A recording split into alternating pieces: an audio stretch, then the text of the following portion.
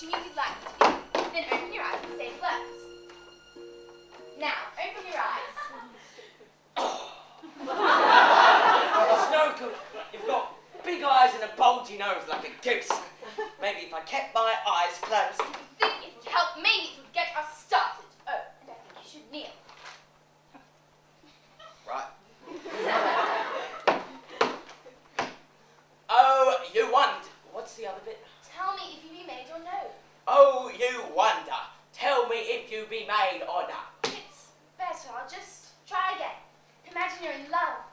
In love. Imagine I'm in love. Fair chance I'll be getting myself in enough strife without needing to be in love.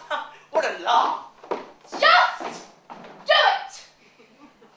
Yes. Are you Master Shakespeare? You've heard of me then? Oh, yes. I've seen your plays at the Globe. My father took me when I was younger. He paid a penny and stood in the pit with me perched like royalty high on his shoulders. We saw you and Mr. Burbage in Midsummer Night's Dream. And I was just thinking, She's making it all up, mister. She's a terrible one for making things up. And telling off. For telling off, I ain't met no one like her. do be quiet, you. Good question, actually. It's about treachery at first, and then love and forgiveness, I think. It's a little difficult when I haven't a well-known story to model it on. Perhaps there'll be some magic to connect it all together, and a storm at the beginning. You could have a magician with a staff who raises a storm, a tempest, and there could be a boat out at sea, and everyone is washed overboard, but no one is drowned because most of them are swallowed up by a huge whale, and they live inside his belly, and the others are washed up upon a Desert island. He already had that bit. Well, yes, you did have the desert island. I need a boy to play a girl called Miranda. The Tempest. Good title. I don't know about the whale, though. The Tempest. Yes, it's a catchy title. So, Prospero, with the aid of his magic books and staff, raises a storm. There's a shipwreck, and that's how Ferdinand, heir to the dukedom of Naples, comes to the island. Very good. It's shaping up very nicely. Clearly the muse has been upon you, Will. A precocious girl and a mudlark. Full mother round, and that everyone should return to the land. And oh, I think I mentioned it before, but none of the sailors should have drowned in the Oh, Thames. you think not? Absolutely not, because then Prospero would have innocent blood in his hands, and that won't do at all. Well, forgetting the whale. What? There is no whale. How do you propose they be saved? No way. Well, if you've quite made up your mind. Some days I long to leave it all behind me now and return to Stratford and live out my years in anonymity. I have a wife, you know, and children, though I feel I hardly know them. Maybe there's time to set things to right. But first you must finish The Tempest, and it must be your greatest work ever.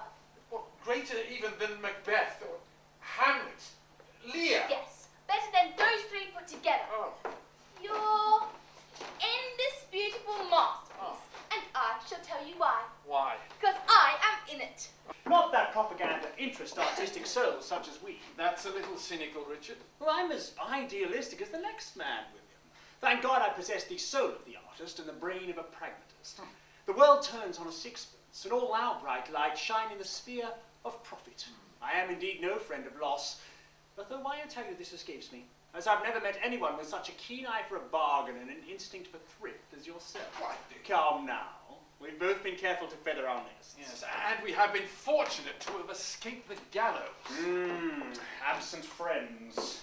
Well, Essex was a fool, spoiling for a fight. Everyone knew it would end in tears. They wanted to reprise your Richard II. Essex and Southampton thought it would bring the apprentices to revolt. Well, they were sadly mistaken.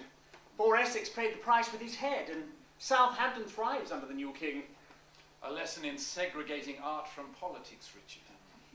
Still and all, it's been good. Good. Well, it's been grand, and the greatest is yet to come. Now, since I'm to play this magician, tell me about Prospero. A great ruler who, regrettably, comes to love his books and alchemy more than ruling his kingdom.